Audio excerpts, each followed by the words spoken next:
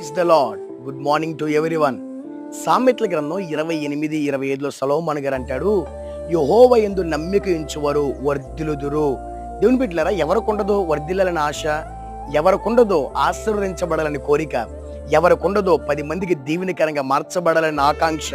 నీకు అలాంటి ఆశ, ఆకాంక్ష ఉండడం తప్పేం కాదు. చాలా మందికి అలాంటి ఆలోచనలు ఉంటాయి.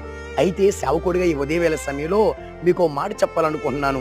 ఈ 2025 ప్రతి నెల, ప్రతిరోజు నీవు, నీ కుటుంబం, సమాజానికి, సంఘానికి, ఇరుగు పొరుగు వారికి నువ్వు పనిచేసే చోట గొప్ప ఆశీర్వాదకరముగా వర్ధిల్లు స్థాయిలో ఉండాలి అంటే నువ్వు యెహోవా యందు నమ్మిక ఉంచాలి.